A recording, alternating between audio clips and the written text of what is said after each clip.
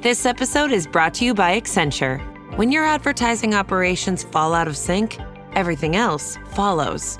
Spotify and Accenture are working together to reinvent the rhythm of ad sales, using automation, analytics, and smarter workflows to simplify campaign delivery and access better data across the business. The result?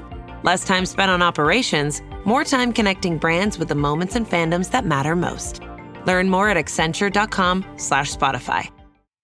The new LinkedIn Hiring Pro can't undo your last hire, the no-show. Who set you back because they didn't show up on day one, or day two, or ever again. And now your product launch is delayed because you're talking to alien abduction podcasters to track them down. But LinkedIn Hiring Pro can help make sure your next hire sticks. In fact, businesses who use LinkedIn are 24% less likely to reopen a role in the next 12 months. Hire right the first time with LinkedIn Hiring Pro. Post a free job today at linkedin.com/quality.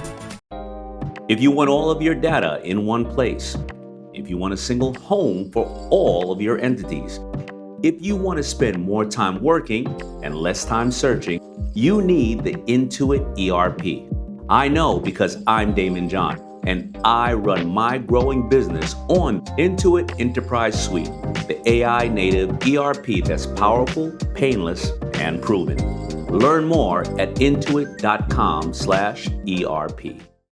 ¿Escuchan eso? Es el delicioso encuentro entre un Extra Crispy McCrispy Strip y la cremosa salsa César. Si así suena, solo imagínate cómo sabe. Salsa César, en McDonald's por tiempo limitado. Ba-da-ba-ba-ba. This episode is brought to you by Tidy Cats, here to level up your litter game with their new Performance Plus lineup. Your home is your happy place. Your cats, VIPs. So when it comes to the litter box, excellence isn't optional. Choose from products that specialize in max power clumping, low tracking, or odor fighting so advanced, stink won't see it coming. Tidy Cats Performance Plus. Mission mighty, keep it tidy. Shop now at tidycats.com.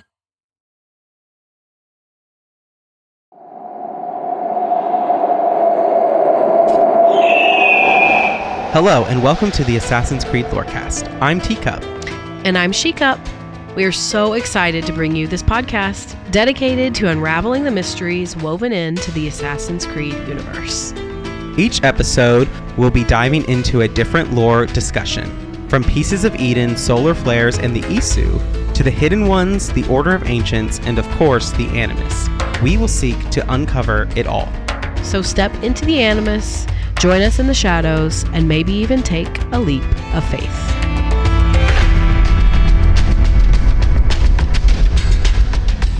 Hello and welcome to the Assassin's Creed Lorecast. My name is Shelby. You also know me as She-Cup, and I'm here with my co-host. Hey, I'm Austin or Teacup. That you are, and we are back with another patron chat, and Sir Sitz is here with us. Welcome back. Hey, you guys doing? Hey, thanks so much for being here. So I think, Black Flag Resynced came out 2-3 weeks ago. And so we are going to spend this patron chat kind of giving our reactions to it and telling the listeners, telling you all, what we've liked, what we've disliked, things that did or didn't meet our expectations. Really, it's all on the table. So I'm just going to open the floor up to whatever we want to talk about.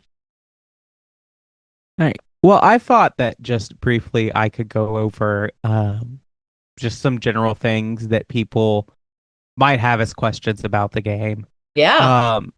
So one thing is that no, there is no Abstergo analyst modern day that was from the original Black Flag. Like, that is not present. You cannot exit the Animus. You cannot do any of that and go into Abstergo Entertainment. However, there is a modern day story that is tied to the Animus hub, which is exactly the same as AC Shadows in that similar thing. So you're going to get data files and other things like that that do tie in some modern day. So it's not really correct in this game to say this game has no modern day story, because it does. It just is tied to the overarching story that's happening from AC Shadows, and really picks up where the last little bits of modern day story we got from AC Shadows was. At least from what I've played so far in that kind of moment here. Like I said, I was talking before the show, but just kind of preface, neither Sir Sits of I, as we were discussing, have beaten this game. Or no, you did beat it yesterday. Yeah. Um, I have not beaten it. Shelby has only watched me play it. So I will say that we have like a kind of grain of salt thing here. The combat is very different, especially the naval combat is remarkably similar with some very good added additions, in my opinion. Mhm. And we'll kind of dive more into that, I think, in the episode. But the actual like on foot Edward combat is very different. It is kind of a blend between what you expect out of Assassin's Creed Shadows and the original Black Flag. Um, I will spoiler this. There is a weapon that you can get in the Animus Hub that lets you parry unblockable attacks. And I just have to say that games have to stop letting me do this because it is unfair to the NPCs. I, for one, refuse to ever buy any off of that because it's Even cool though because you're like, yeah, it doesn't cost you any money. yeah. 'Cause I don't want that in my Assassin's Creed, to be completely honest. I understand. Yeah, yeah. So I beat it yesterday, I think it was, and yeah, I had a really good time with it. I like all the new additions. I'm sure we'll probably talk about some of that as we go, So but I think that and I'll preface this that I don't know how they play in. So one of the big things that they teased in this game, if you remember, is that they are bringing in new companions with stories into this game.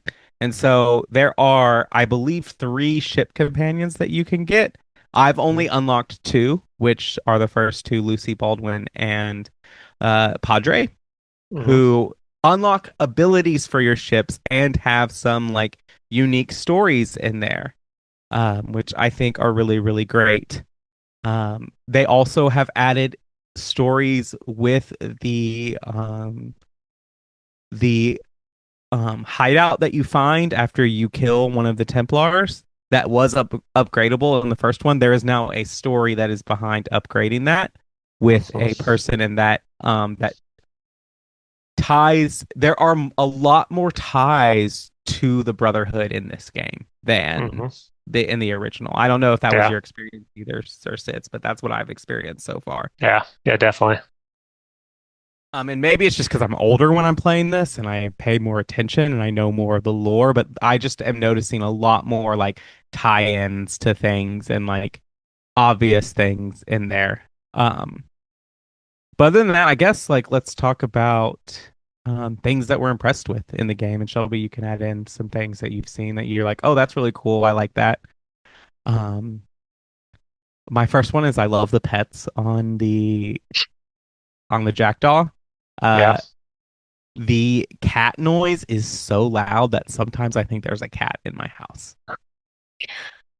You were playing it the other night and I had already gone to bed and I guess you had turned the volume up and I like heard a cat noise and I was like, oh my God, is there another cat under our house? But then the dogs weren't freaking out. And so I was like, it's got to be in the game. But something I'm impressed with, and this is just stupid, but there is a dog that you can find in the game that looks exactly like our dog Snips. Like it is It's insane. They could be twins. It's crazy. fine. I'll send a picture in the Discord Yeah. for people to see that you can go see. That's great. Yeah, I'm impressed with the ship combat. I think it's better. I still haven't beaten the legendary ships because I still have PTSD from the original game. Trying to beat those. Apparently, Uh, they are people who have played this game have talked to me. I haven't gotten there because I know that I cannot attempt them with until I get every upgrade for that ship. And I know that they've told me they are as hard as they remember. yeah, yeah. My ship is totally upgraded, and I still refuse to even attempt them because I know it's just going to make me angry.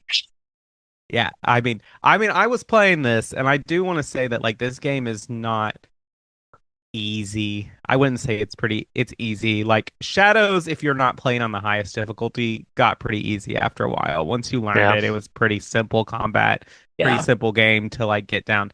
This game is not. The detection AI is really smart. The ship combat is brutal, in my opinion.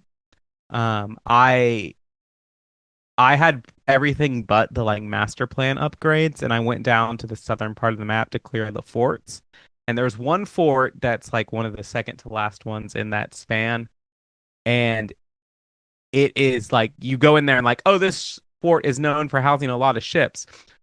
That lot of ships is 5 man-o-wars that immediately surrounded me along with a fort mortar, and I was like, how is anyone supposed to do this? Yeah. Those definitely took me a little bit to get those last two in the hard But areas. I will say I'm curious how the legendary ships will be with the upgrade that Lucy Baldwin's companion gives you, which is a perfect brace, which means that if you time your brace perfectly, you take no damage. Yeah. Or at least less damage. It's no, and it makes a little like metal sound when you hit it Yeah. to like let Yeah, you it know definitely you did does. it. Uh yeah, I don't know. And there's also like a double shot ability with your broadsides Hmm. that you get with one of the characters. I don't remember who it is. I think that's the Padre, and it's like the fire Well, no, stuff. there's one where the regular shot you can shoot it Oh, and it does it twice. There's like two rounds of it. I remember that because I remember when Rogue came out, Shay's ship does that, where you have double cannons. Yeah, Um, but yeah, I think that that's really cool. I really like how they've integrated the weapons into findable stuff, and like hmm there's more reasons to loot the chests in this game. Like there's a bunch of like collectibles that like unlock story. I think they've done a really good job of taking what used to be a lot of the like fetch and collectible work that was bloating Black Flag and kind of tied it into a purpose. yeah, for sure. Anything else that we really liked about the game? I like the combat, but I still catch myself doing two things. I catch myself pressing up on the D-pad to activate the hidden blade because I'm Mm. so that's like muscle memory for Black Flag, I guess. And two, I sometimes still just wait around to parry. Yeah, I find myself doing that. I find myself using the like quick bar a lot more than I would in normal games. Like a lot of times in Assassin's Creed Shadows, Odyssey, and Valhalla, like I'd forget I had abilities and I'd just, wail on people. Yeah, I constantly forget because there's two kicking abilities that you can get Uh-huh. that you automatically have, and I for the longest time I forgot they existed. Yeah. So I've started using this for brutes is I will use a quick shot to clear their guard hmm to then take them down, which I find that like the way they've integrated the tools is really, really nice. And I find myself using the rope dart more, actually, in a way to like kind of control like where people are in the fighting and that too. Yeah, for sure. And back to the pet thing. Um, I used the monkey for a while, and I had the same problem kind of where the monkey screech would happen all the time. Like, okay, shut the stupid monkey up. So I just near the end I just switched back to the cat because the monkey's screeches got on my nerves. Hmm. We're gonna talk about things like that we don't like, I think, in the second half. Um, but I do think we should discuss some things that are discussed kind of on the internet right now, which is that this game is taking a lot of heat on the internet for microtransactions. And so, Sir Sits, I just kind of wanted to like get your thoughts on, did it destroy your engagement, your enjoyment of the game, or anything like that? No, definitely not. Mostly because I don't buy those. Hmm. For the most part, I have it. Sometimes I'll buy like the map pack one that like just shows you where everything is. But I usually don't use.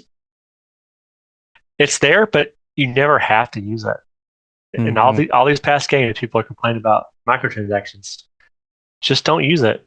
Don't use them, and then eventually, Ubisoft will be like, "Well, people aren't wanting these anymore. Let's not do it."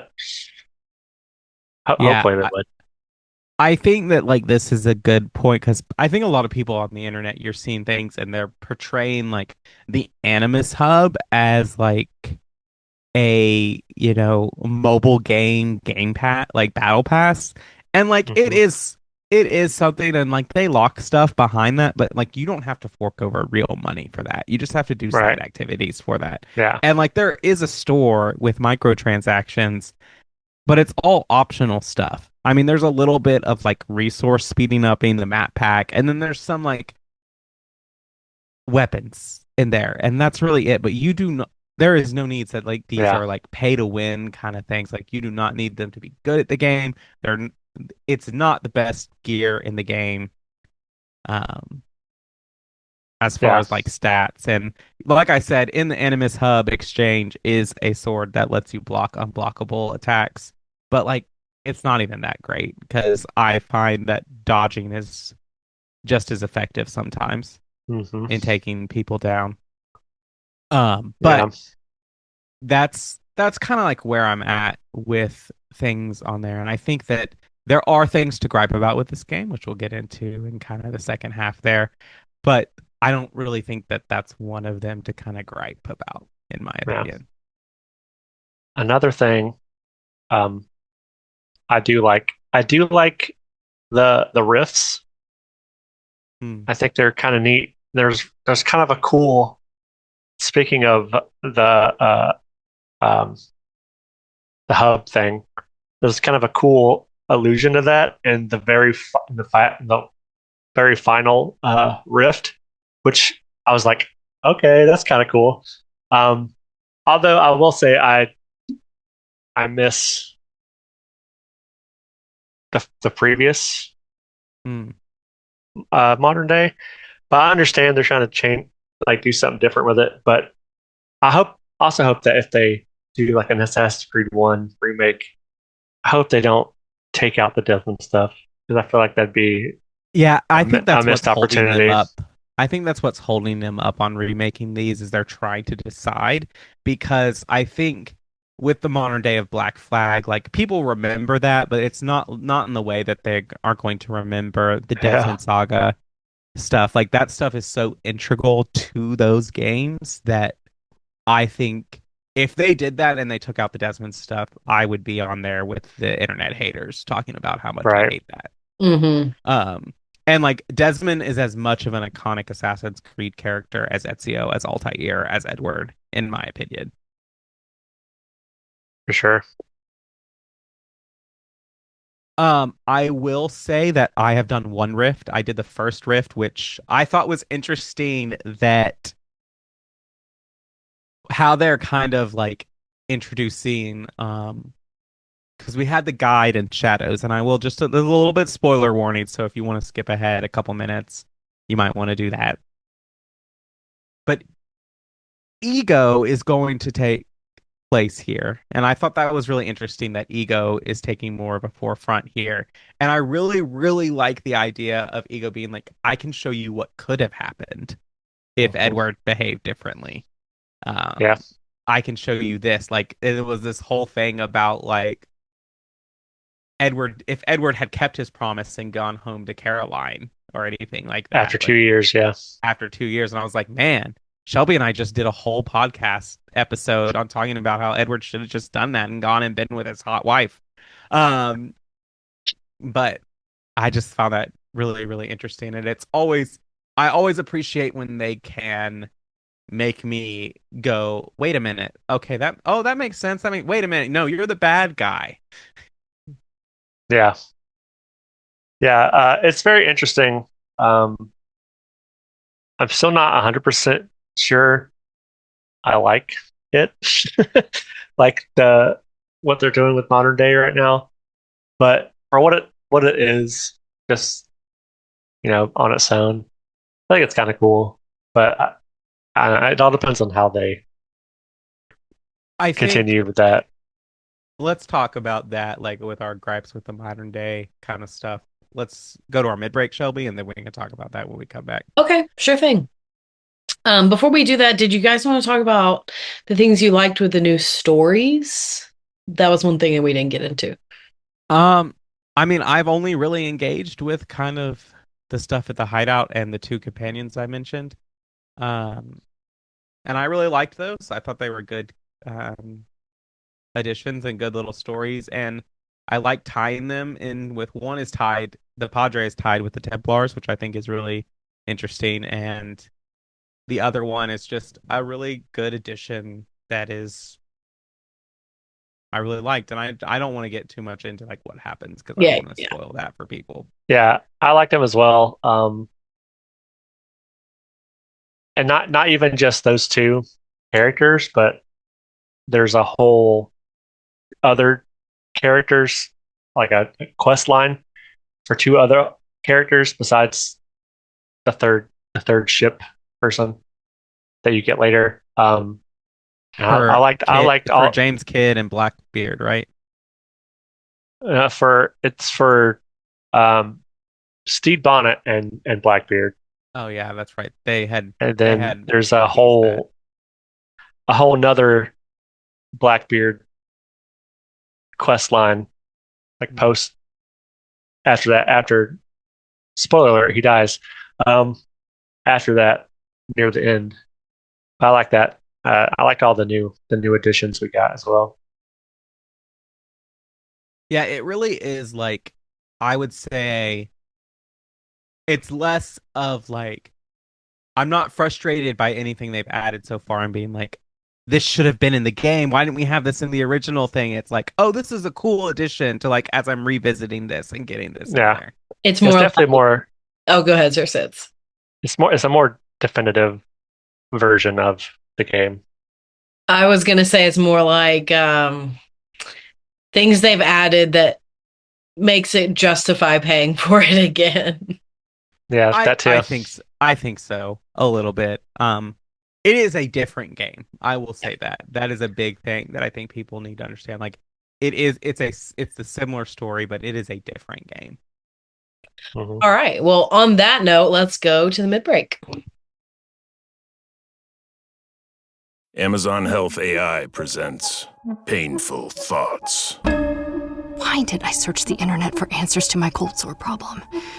Now I'm stuck down a rabbit hole filled with images of alarmingly graphic sores in various stages of ooze. I can clear my search history, but I can never unsee that. Don't go down the rabbit hole. Amazon Health AI gets you the right care, fast. Healthcare just got less painful. United connects you to more of the world than any U.S. airline, and United for Business can get your company where you need to go. Whether you're growing a business or managing travel for thousands, they offer solutions to fit your needs. Track expenses, create reports, and manage traveler perks. Plus, employees earn Mileage Plus miles while your company saves on travel. Get started with no minimum spend or flight requirements. Visit business.united.com/podcast. Tomorrow morning is knocking. Stock your fridge now. How about a creamy mocha frappuccino drink? Or a sweet vanilla? Smooth caramel maybe? Or a white chocolate mocha? Whichever you choose, delicious coffee awaits. Find Starbucks Frappuccino drinks wherever you buy your groceries. You look like the one thing in the world that Alcibiades wouldn't take to bed. Can you even see out of that thing? Mock all you want. When those Malakas and Zakros see this beast charging towards them, they will know fear! Let's start light. Tell me a joke. Why must samurai always battle one another? Because there is only one way for a samurai to get ahead. Ahead. I did not say it was a good joke. Makose! Shoot! Shoot the flying demon! All right, welcome to the middle of the show. This is where we take time to talk about all the things that have to do with the lore cast and not the lore of Assassin's Creed. The first thing that I have to tell you about is all of our wonderful patrons. Thank you all so much for supporting us. Thank you, Sir Sitz. And if you would like to join the Patreon, you can do so at patreon.com/AC Lorecast. That's patreon.com/AC Lorecast. Now, if you can't support us financially, you can support us in other ways. And I do have a review to read out today. And this one comes from HM Green, who said, "Awesome episode, y'all, especially since now that the remake is out, I sometimes need an outside perspective on character analysis to truly understand their dynamic with various characters or stories. I believe this podcast does an excellent job at analyzing and explaining the character, story, etc. really well. Side note, I really hope we hear from AC Hex soon. The Black Flag remake has really brought me back and excited me for what could be with future titles." Thank you so much for leaving that awesome comment. And I also hope we get some new news about Hex soon. That one is one that really intrigues me. And if you would like to come hang out with us, talk about Black Flag, talk about Assassin's Creed news, talk about anything and everything, the Cups Discord server is the place to do that. And you can find a link to the Discord server in the episode description. And with that, I think we can get back into the show. No, you're right. Let's all just screw around while the world falls to pieces. Hey, this isn't easy, you know. Right, like we're all on vacation out here? Enough! Look, everyone's under a lot of pressure, but we're the only ones who can stop Abstergo, so we need to keep it together. She's right. We need to be a hive mind, people. Anybody up for some reconciliatory yoga? Anyone? Very funny, guys.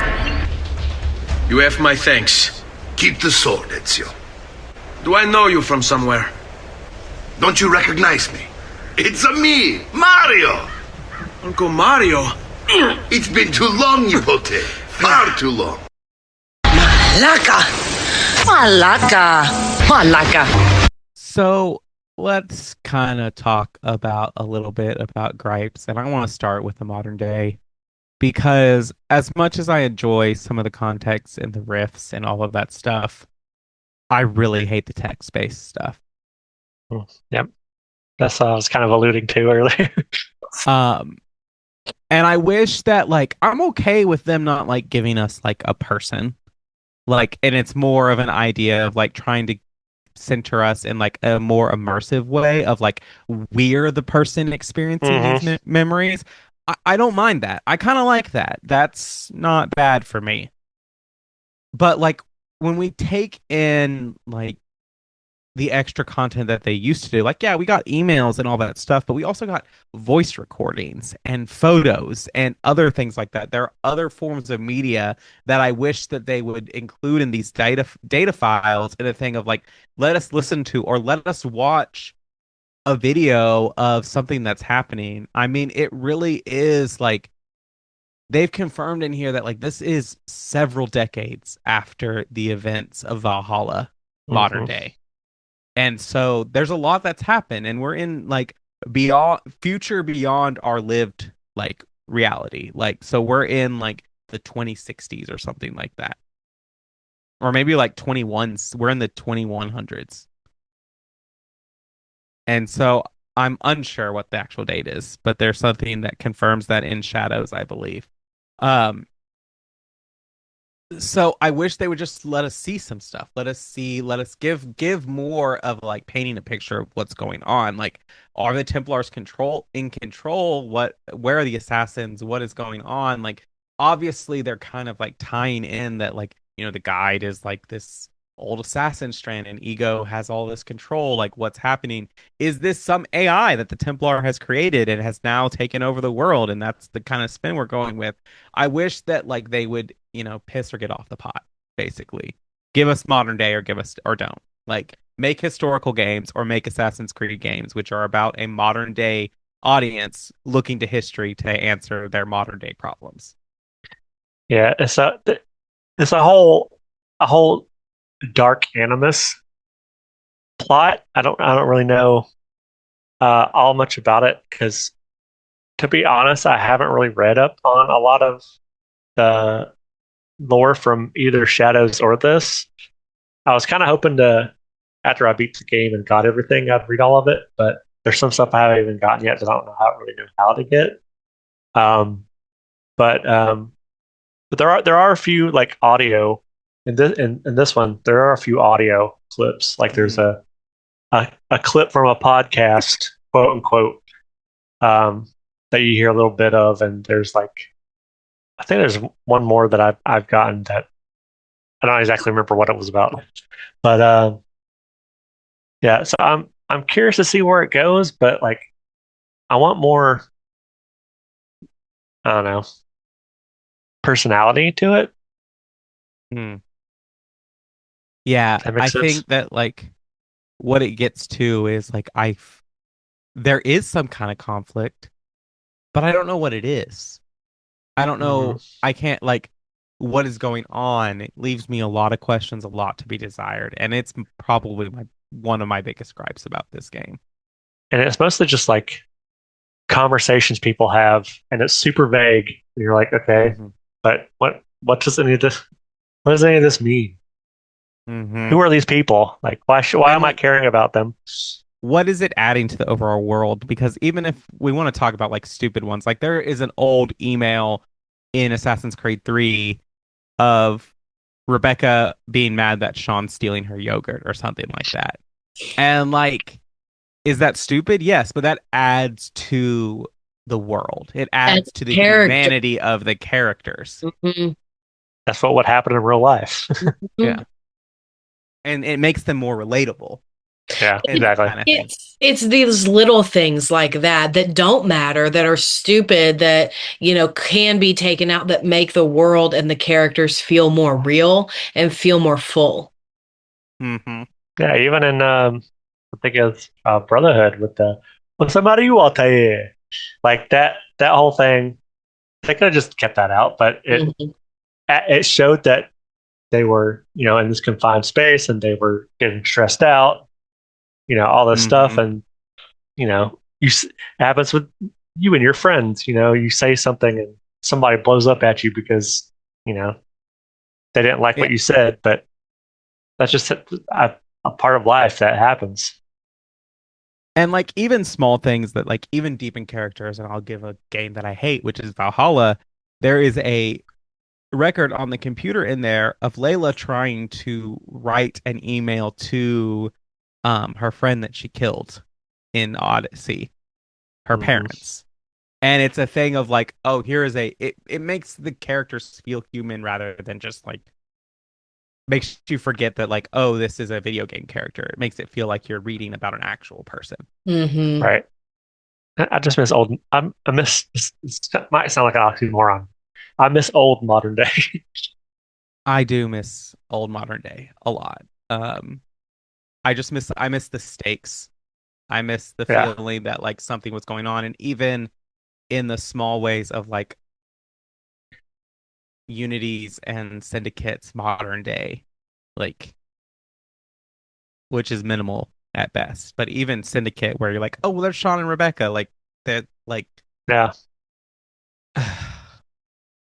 it's just frustrating to me.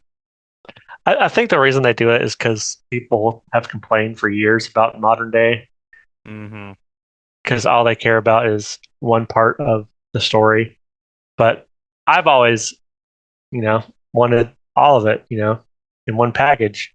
So I guess they're doing that to where it's more optional. But like, if it's optional, I mean, depending on what game it is, it's optional. Why would you do it? Like, why would you go through it to?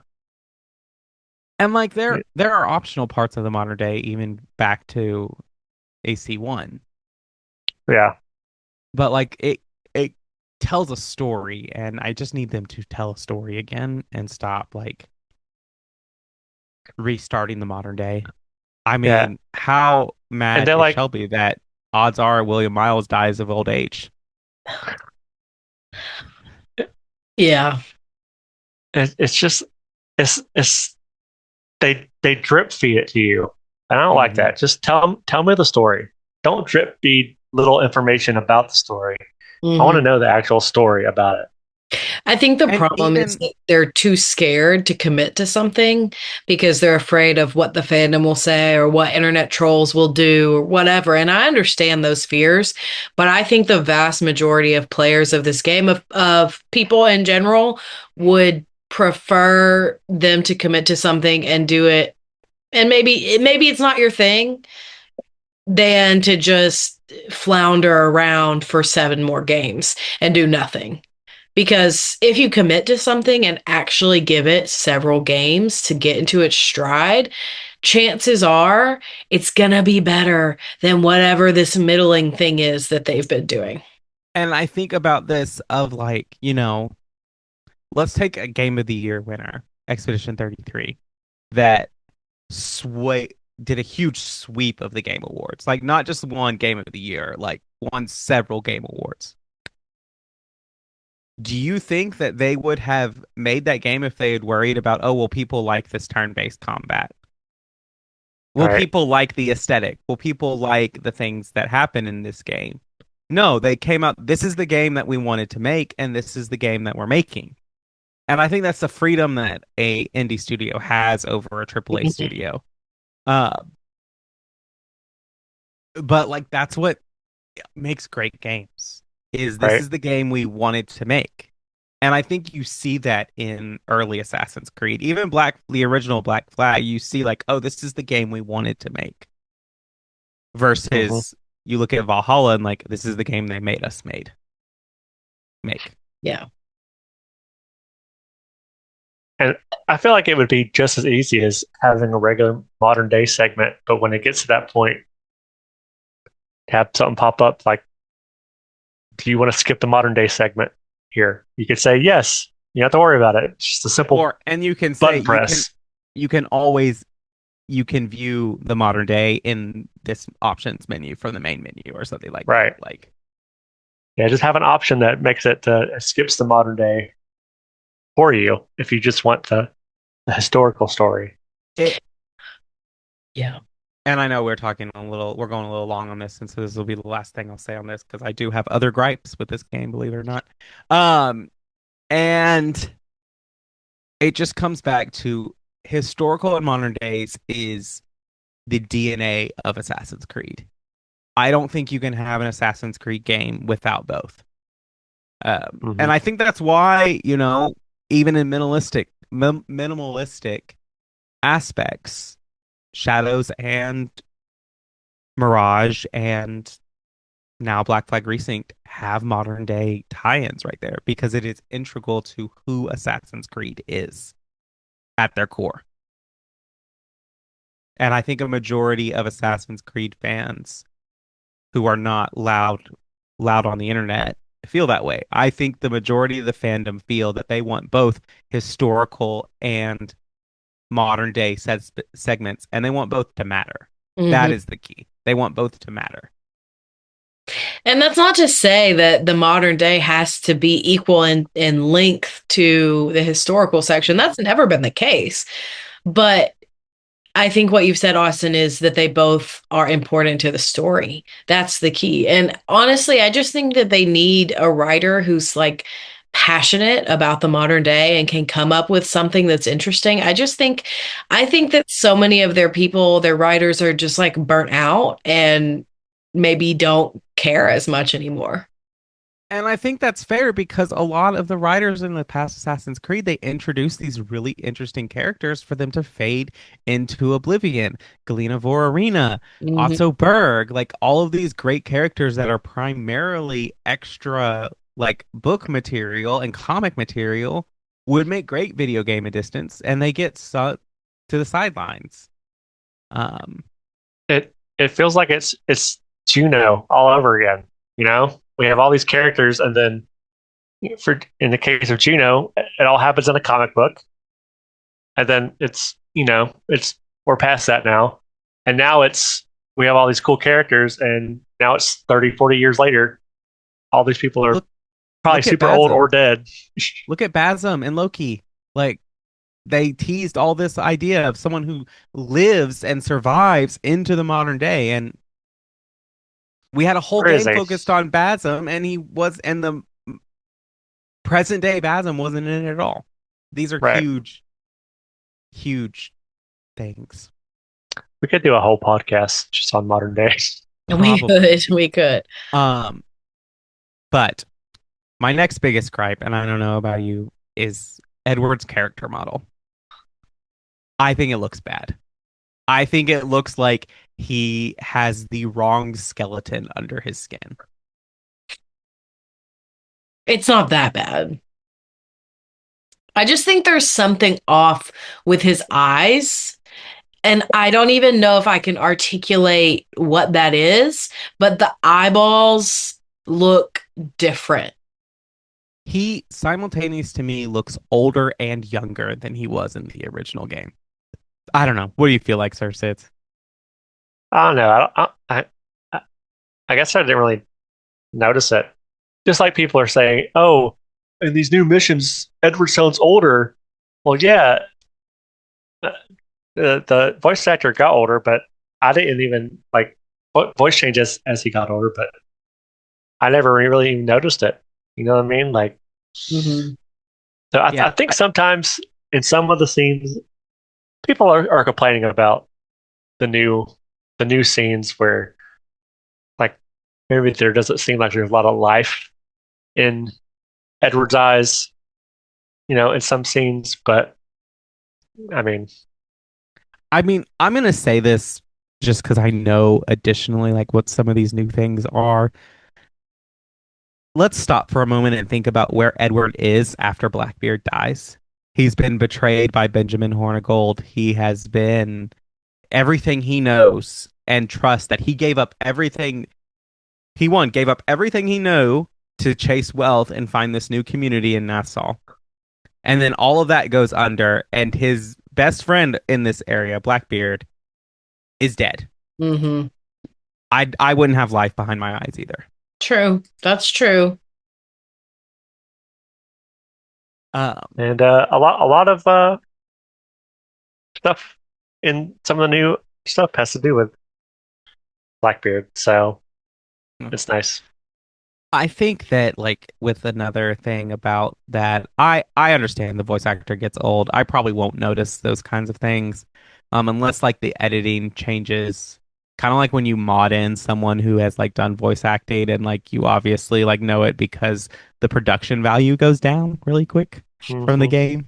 But I don't think that's going to be the case here, just by a guess. My other kind of gripe, I guess, is that it's too dark. I can't see at night, and I can't see during storms. And I get that like you want some immersion stuff, but like I need to be able to see. And like in the intro thing, I thought it was really cool because I was like, oh, things are getting lit up by the cannons and stuff. But now I'm just trying to find a freaking island and it's pitch black. It's not even raining and it's just dark and I can't see anything. And I'm like, is my TV broken? No, it's just the game is dark. And there is a way to change the time of day, but literally every single time I try to do it, it can't be used right now. I'm just walking. When am I supposed to use this? Ever? Well, you can't use it in restricted areas. You can't use it. And I do know another gripe I have is this game is kind of clunky. The advanced parkour system is really clunky. So if you have trouble climbing, stuff, if you have trouble catching the songs, turn off advanced parkour and your life will be better. That never caused me an issue. It's when I'm trying numerous times. I've been on a fort trying to get down and I have advanced parkour on. I press B, which is usually the button to descend, and he does a back eject into the water. And I have to swim around the entire fort and climb back up. That's what made me turn it off. I was trying to get a chest in the fort in Havana, and I was trying to go down, and I was like, "Oh, just let me hit B and I'll drop. Like it's not that far." And I dive into the water. I'm like, "What?" And I did this like 3 times before. I was like, "Is this advanced parkour problem?" And I did that, and then I was able to drop. And I was like, "I am so mad right now. I might." Yeah, I did that, and then I turned it back on. And I didn't have any more issues with it. Yeah. It was just that one thing. So it does get a little clunky. I've noticed some glitching, like the buttons stop. Like I've frozen up before, where the only thing I can do is walk. Like I can't attack. I can't interact with stuff before. And like I'm on Xbox, so this isn't PC issues. This is like baked in core stuff with this. I do think that like this one is living up to Buggysoft's reputation. Nothing has been so bad that like reloading the game hasn't fixed it. So it's not really like I hate this game. It's getting 0 out of 5 stars. But it is a like thing that like is a frustration for me. Yeah. I've had one instance where I got stuck in the middle of a boat and I had to reload an autosave. And sometimes when there's like a clear parkour, like a line of parkour you're doing, sometimes he'll just not jump, he'll just fall down. Yeah. I'm like, you had a perfect line of sight to where you're supposed to be going. Why are you just falling down all of a sudden? Yes. Do you have any other gripes? Otherwise, I do have one last thing, which is things that will save people some time. I just know I have seen some glitches, like literally that we've experienced before in this game, where I was watching a video and somebody was sailing, and just in the distance, you just see the ship go flying through the air, like flipping it through the air. And that was pretty funny. I think that that's fair. I mean, like, I'd be mad if they remastered Skyrim and removed the like giant that sends you flying in the air. Like that's part of the character of the game. Yeah. But anyway, here are some things that will, I think, save you some time.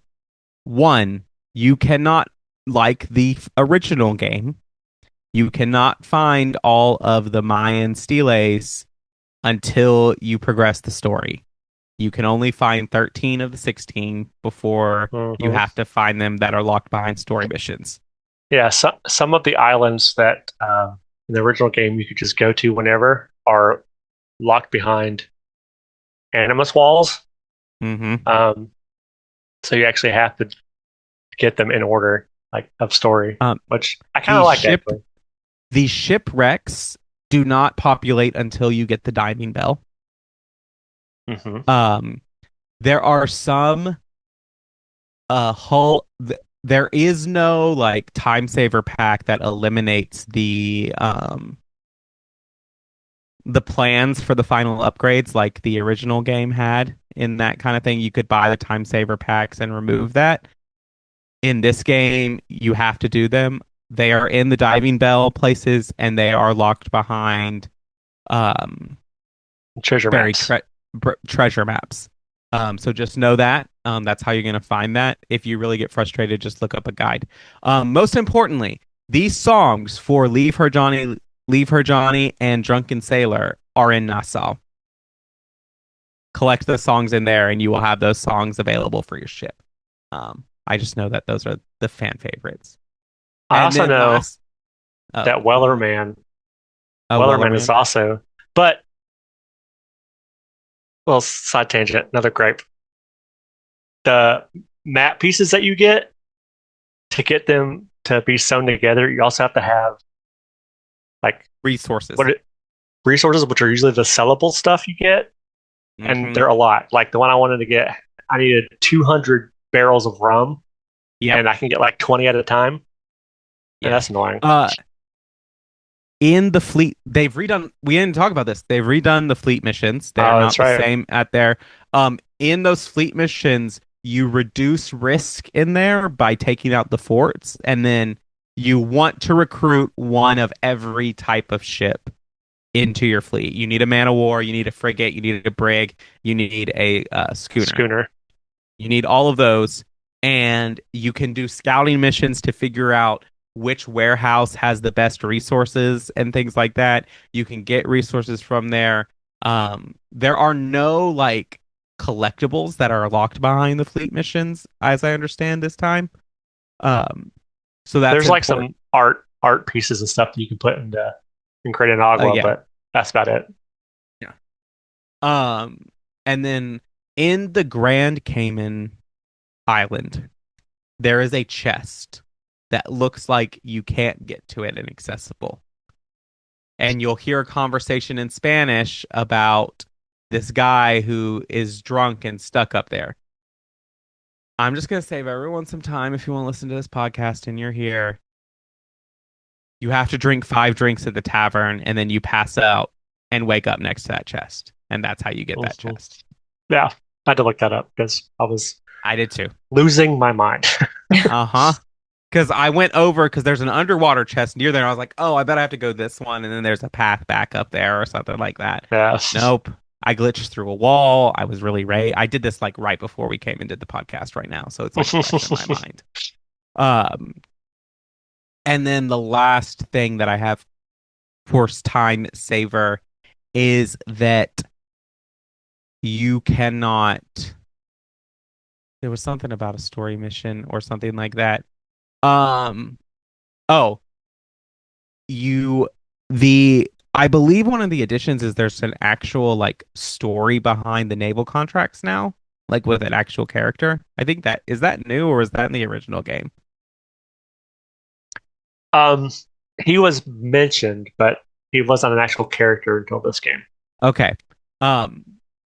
You do not unlock the final mission for his in the hideout, the Great Iguana hideout, until you do all of the naval missions, which I think was the case in the original game too. Like you couldn't do the last one until you did all the ones before it. I don't remember. I thought about doing a playthrough of the original before this came out, but I was like, nah. I'm just gonna play it again. I thought weeks. about that too, but I thought that would like ruin my experience of playing this game. Mm-hmm. Though, I did play through the original Mass Effect trilogy before the Legendary Edition came out, and I still played the Legendary Edition. True. But yeah. Any last thoughts about the game? I'd probably give this game a solid 8 out of 10 for an Assassin's Creed game. Yeah, I'd agree with that. Oddly, it made me want to go back and play more Shadows, which is weird because that game frustrates me to no end. But and I know as soon as I get back to it, it's going to be different. I'm like, you know what? Never mind. Listen, I have never been more, when we're talking about Shadows, and this will just be the last thing. I know this is Resynced, but Shadows wrapped up their final chapter before Resynced came out, Black Flag Resynced. And I have never been more afraid, spoiler, that a protagonist was going to die than I did in that Shadows wrap up. Me too. I was like no. I really there's thought no that way. was because it's the end, and I'm like, well, Assassins end tragic. Like I thought, oh my gosh, is this going to be the end? And I'm thinking about the crossover story that in Odyssey that kind of wrapped up Cassandra's story and like explained why the spear no longer works. And it's like, okay, like is this going to be a point of like, okay, the game's going to be done, and then if I want to continue and explore stuff, it's going to be like, oh, we're going to reload to an earlier time or whatnot. Yeah. But yes, there are several points where I thought that it was possible that both Yasuke and Naoe could die in that story. Yeah. Noted. And that was the last time I had fun in that part. To be completely honest. We can talk about this after we're done. Well, I think that's it, Shelby. So we are ready to wrap up. All right. Thank you, Sir Sitz, for being here. Is there anything you'd like to shout out for the listeners?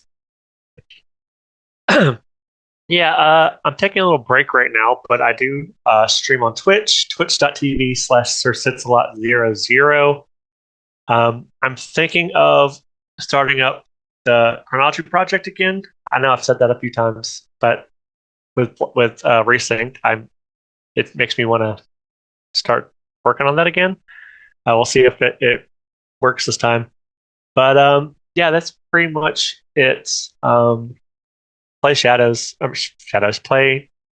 Resynced. It's a lot of fun. Yeah. Awesome. Well, thanks for being here again, and thank you for listening to the Assassin's Creed Lorecast. We'll see you next time. Thanks for listening to the Assassin's Creed Lorecast. If you have any lore questions, theories, or topics you'd like us to unpack, join our Cups Podcasting and More Discord server. It's the best place on the internet. You can also support the show financially and ensure its continuation by becoming a patron at patreon.com/ACLorecast. If you enjoyed the show or learned something new today, please subscribe, leave us a review or comment, or join the Patreon. The Assassin's Creed Lorecast is part of the Robots Radio podcasting network. If you enjoyed our intro or outro music, give a big shout out to Pipeman Studios. Until next time, Assassins, and remember, stay in the shadows to serve the light.